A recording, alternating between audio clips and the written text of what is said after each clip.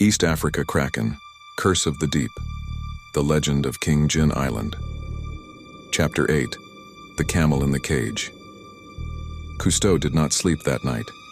He lay in his cabin, staring at the ceiling as the sea rocked the ship gently, mockingly as if nothing had happened. Yet in his mind the eye still burned, that vast golden eye watching, judging, promising doom. By morning, exhaustion and fear warred with his unshakable hunger for knowledge. He was a man of science, of proof. If he returned to France with only stories of tentacles and eyes, they would laugh at him, brand him mad. He needed evidence, and so he conceived an experiment, the preparation. From the coastal village where they had taken supplies, Cousteau had purchased livestock, goats, chickens, and one camel. The camel had been meant for milk and meat during the voyage, but now he had a different use for it. His crew looked on uneasily as he explained. "We build a cage," Cousteau said firmly, sketching with chalk on the deck.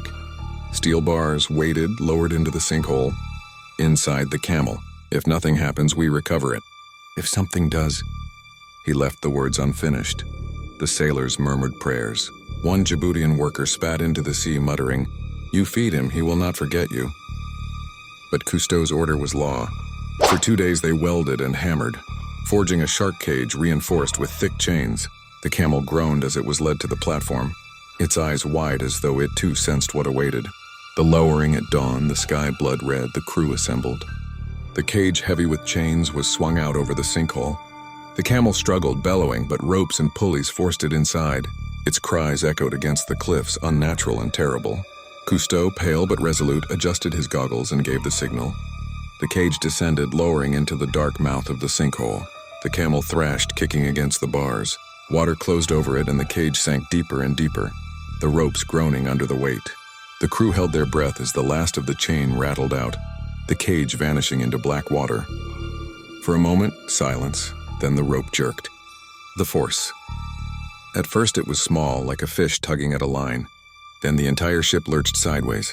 Men fell to the deck, shouting.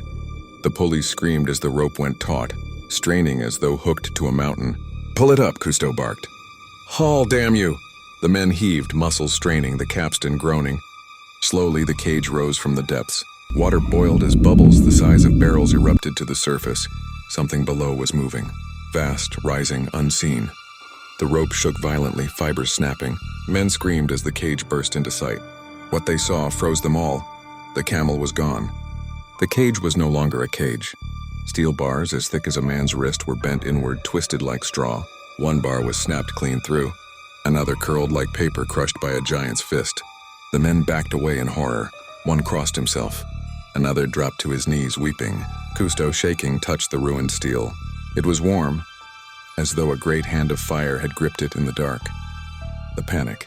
The sailors clamored, "Leave the island! Throw the coin back into the sea! It is cursed!" But Cousteau only stared at the twisted cage. His lips parted, his voice little more than a whisper. "It's real." The men wanted to sail at once, but he forced them to stay one more night, promising gold, promising fame. They muttered, but fear bound their tongues. None dared sleep, the sea was too quiet. The sinkhole steamed like the breath of some buried beast. The escape by dawn, Cousteau could endure no more. His courage had limits and Devil Island had broken them. "Raise anchor," he ordered, his voice cracked. The ship sailed from the island, leaving behind the sinkhole and its guardian. None of the men ever spoke of it again, save in drunken whispers. The camel's screams haunted their dreams for years to come. As for Cousteau, he wrote one final note in his journal. The cage was destroyed by a force no shark, no whale, no machine could match. I will not return. To return is to invite death. He hid the journal in a library in France, buried under other writings. The coin he kept, but only as a reminder that some truth should remain hidden. Devil Island sank back into silence, waiting patiently.